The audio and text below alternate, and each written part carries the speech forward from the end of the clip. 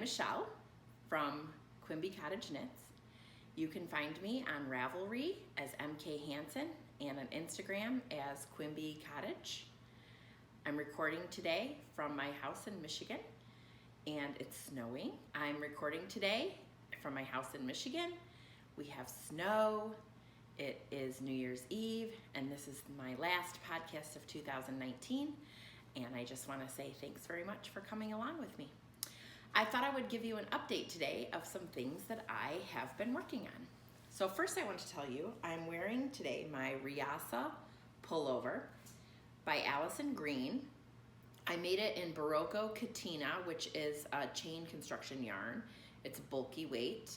I liked knitting it. I really love this sweater. It's pilling like crazy, but I wear it all the time. It is probably on a cold day my most reached for sweater, and I have, and I imagine that I would like to knit this again in maybe Quarry, Brooklyn Tweeds Quarry, which I think would maybe not pill quite as much, but that's, you know, future knitting plans. It's the thing I pull out of my drawer the most on a cold day.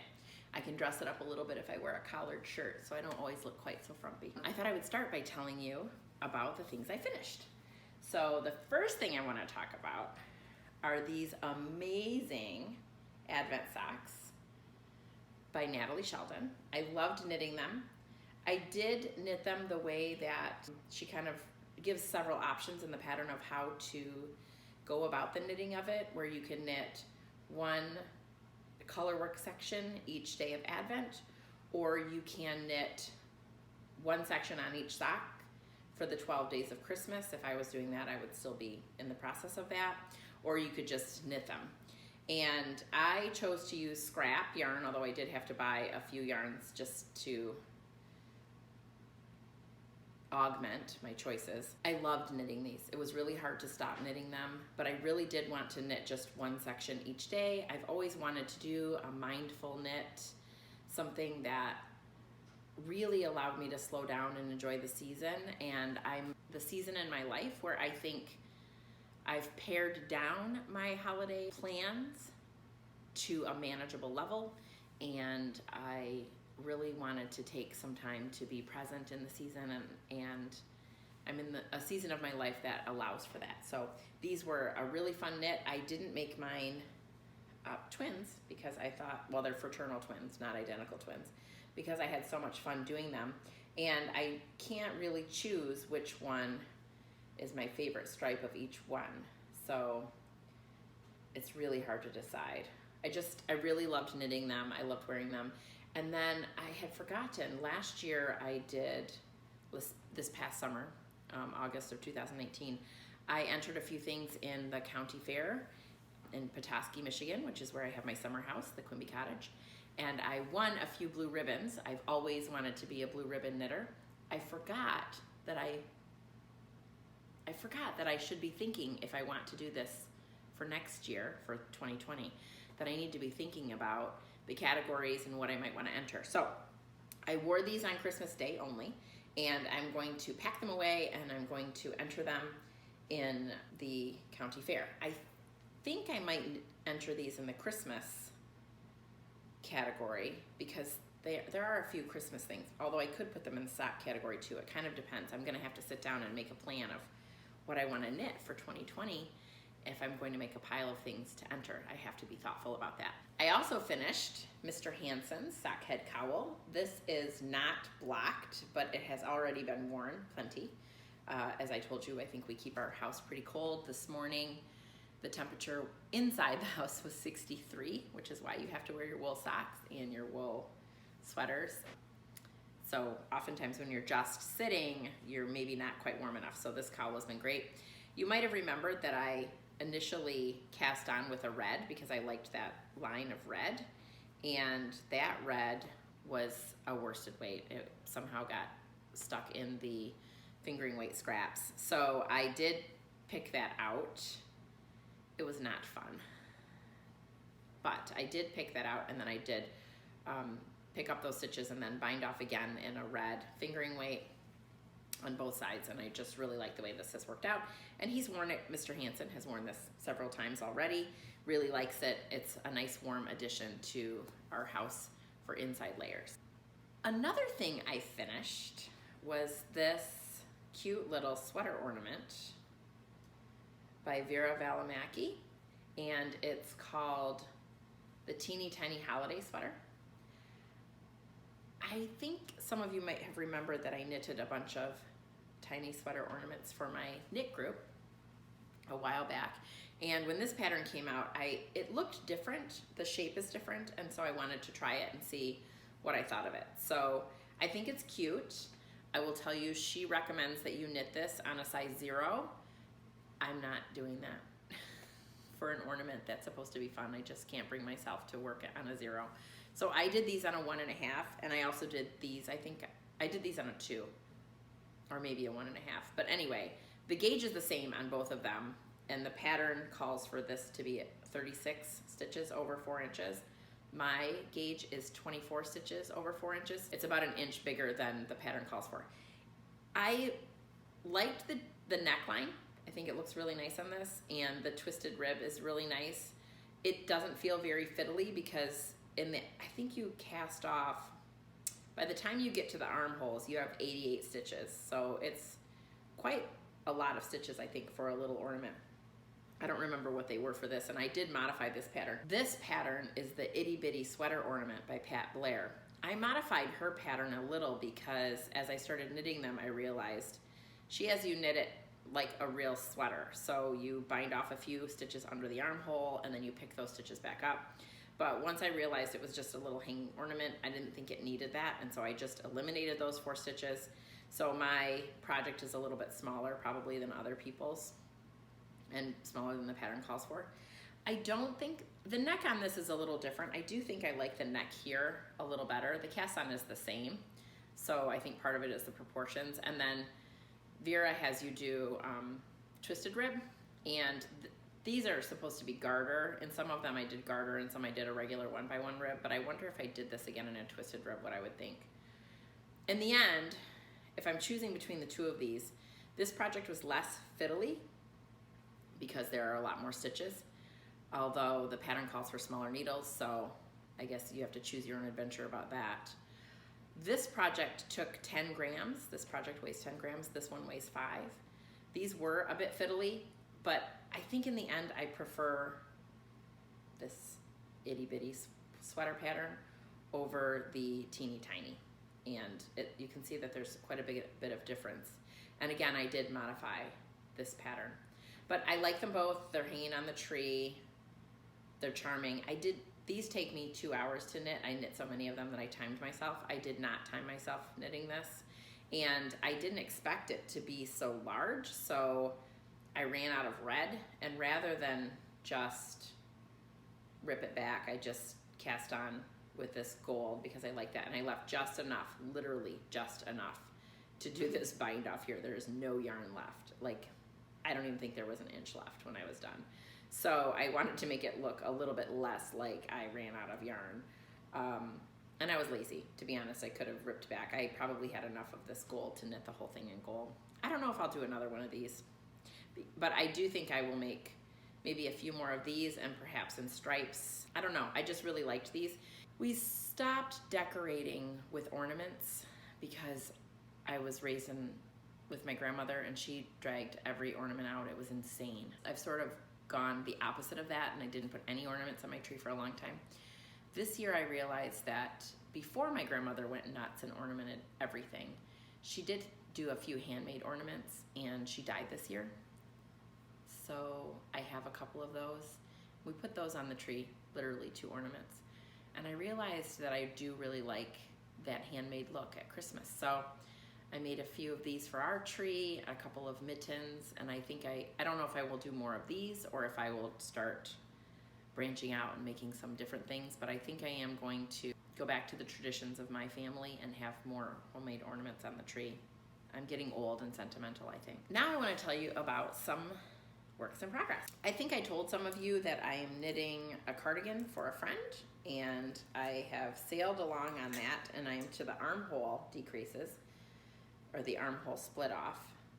This is the Stockbridge DK pattern by Isolde Teague. I'm knitting it in Barocco Comfort DK, and I kind of like the fabric that it's making. It'll be nice to give as a gift.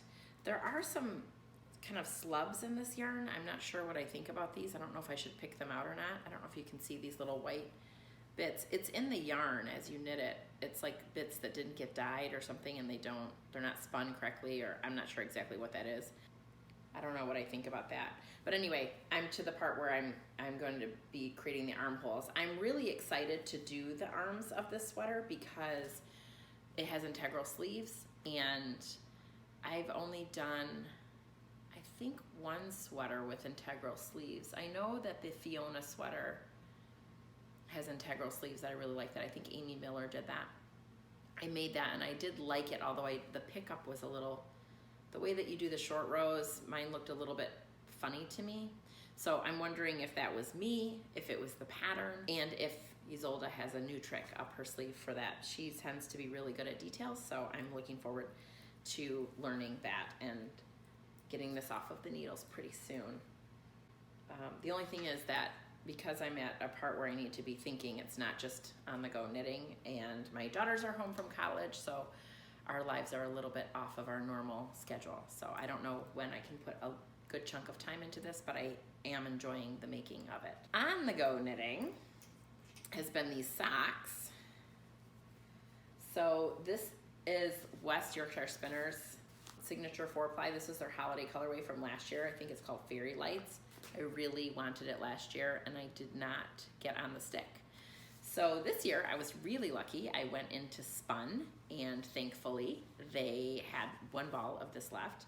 The color this year is called, I think, Red Robin or Robin Redbreast. It's browns and reds and it's very nice, but this just feels really festive to me. So I'm enjoying knitting this. I went to Spun to buy this blue for my Advent socks and they had just that one ball of Fairy Lights. So it was a really easy decision to do heels and toes and cuff in the blue. I love it, and I have started the second sock, and so this is how far I am. I'm doing an Eye of Partridge heel. I don't know if you can see that. So on this one, I did slipping and knitting from the knit side, and on this one, I'm slipping and purling, and I already can tell you that the texture, I think, is better on the knit side rather than slipping them on the purl side. And I think it's because I think with purling I might be pulling it in a little bit more. I'm not sure. I don't like the texture as much on this one, and it's harder for me to read my stitches. It's more even on this side, which is this would be the right side where I'm slipping, than it is on this side. So I think from now on I will always have to slip on the knit side if I want that deeper texture. But I do really like the Eye of Partridge heel. I like that sort of honeycomb look. So I'm doing those, and they're just purse knitting. No hurry on those. One thing I thought I would discuss a little bit was my Christmas knitting. I didn't do a lot, but I did knit some scrappy socks this summer, and I texted a picture to a good friend who immediately claimed them as her own. She said, oh, I think that those are gonna be a Christmas present for me. And initially I had decided they would be for me because it had been a while since I had any new socks for myself. She claimed them and I love her, so it was easy to give them to her, so I did. I also knit her a sweater. It was the very first time I had ever done sweater knitting for someone other than someone I'm related to. And it went over really well. I was very excited because it was the Wolf River sweater by Melissa Schwarzeri, and I did enter that in my county fair over the summer, and it won a blue ribbon. So I was pretty excited to be able to give a blue ribbon sweater. She lives in Iowa, but she was able to come visit over the Christmas break, and so we saw each other and we wore our matching sweaters. So that was a very satisfying thing to do. She's my oldest friend and we're very silly together. It was a good time of year to be together and be celebrating. Another Christmas knit that I did was this Palmyra shawl. I did this for my daughter, my oldest daughter, and she loves it. It's a very generous size, as you can see. And I bought the yarn for it some time ago. It's knit out of Silky Merino DK. It's a Rowan yarn. I bought the yarn actually quite a while ago and planned to make this for her, but it took a while for me to actually get it done. But I finished it and it's lovely and she loves it. She's been wearing it since she got it. It's nice to have a hit. I had knitted her a different shawl a couple of years ago, 2 years ago I think, and she didn't love it as much as she loves this. And to be honest, it was one of those big chunky knits that young people seem to like, and she just doesn't really wear it. So it's nice to make something that she does really like. So that was a nice knitting hit. And then the other things that I knitted and gifted, you'll remember, are my gnomes that I made for my sister-in-law. Those got shipped off to their new home, and I got a text message saying that they are in their new home and that they are loved, so that's great too. Very often I get a little bit aggressive with Christmas knitting and I want to knit something for everybody. This year I dialed it down quite a bit, and to be honest, it felt manageable. It made the holidays a lot nicer for me. I was able to knit the Advent socks, which I really wanted to do, was something I really enjoyed doing, and I think all of that helped me to enjoy the holidays a little better rather than feel like I was on some kind of spinning wheel of almost like a manufacturer, a personal manufacturer. So I realized I enjoy the holidays a lot more when I'm not aggressively knitting for everybody, even though I do really like to aggressively knit for a lot of people that I love. So it's, you know, it's hard to balance, as you all know. I gifted a few dishcloths as well. In our family, we are sort of funny and we like to give gifts in a funny way. My brother-in-law has been using Blue Apron, and over the summer he gifted some meals to our family and some meals to my sister-in-law. So I knitted some dishcloths for each of them and wrapped them to them from Blue Apron, which we thought was pretty fun. That's a little bit of Hansen humor for you. There are two things that I wanted to talk to you about that are not exactly knitting, but they are crafty related. My older daughter does needlepoint, and she finished her first, it was her first needlepoint ornament that she decided to keep for herself. Last Thanksgiving, we went to Madison, Wisconsin, and had Thanksgiving there with my younger daughter who attends school there. And while we were there, my older daughter found a little Christmas ornament that she liked and we purchased. So she finished the needlepoint of it this Thanksgiving, and she and I tried our hand at finishing the needlepoint project ourselves. She embroidered her initials and the year on the back. She and I finished it together. It looks a little wonky. It's definitely handmade. It's not that professional look that you get when you pay a really lot of money for a professional finisher for needlepoint, but it's kind of exciting to have an ornament hanging on our tree that Sarita made. And my goal for her, I don't know if she's on board with it. She probably isn't. You know, daughters don't like their mothers to set goals for them.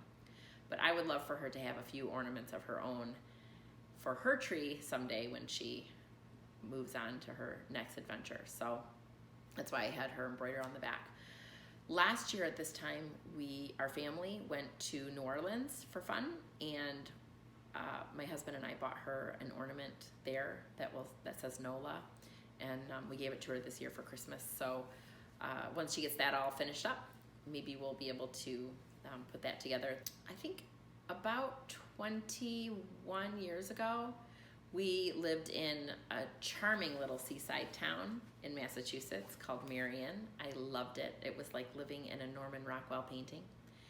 And it especially seemed to come alive for me at Christmas time. And they would bring Santa in on a boat, a lobster boat, and he would greet all the neighborhood children, and then we would walk through town. It was just like a little block. And the shops would all be open, and the Sippican Women's Club would sell wassail, which is a sort of punch, and they would also sell, the garden club would sell wreaths that had scallop shells glued to them, and we would all buy them. They were very coveted. We would wait in line for hours to get these little wreaths. And one year they sold these the string of lights, and they were crazy expensive, but I talked my husband into buying them for us, and we've had them for years. And last year they wouldn't light, so I couldn't bear to throw them out. And this year I decided probably I could just pop those shells off and re-glue them. They were pretty fragile, and it took me a long time to pull them off. But I did, and I re-glued them together on a new strand of lights, and they're back on the tree, and I'm really happy with that. So that was a little bit crafty and a little bit repair, but I just wanted to show you that, and I think it looks really nice. So I was excited about that. The last thing I wanted to talk to you about is blocking. You'll remember that I blocked these socks, and I was very excited about it, and I can't remember if I showed you how to do it or not. But one thing that I know that I didn't talk to you about that I really wanted to talk to you about is I wet block everything, including these socks. And you'll see that there's a lot of colors here. And probably, I would say a good 80% of the yarn for these is hand dyed.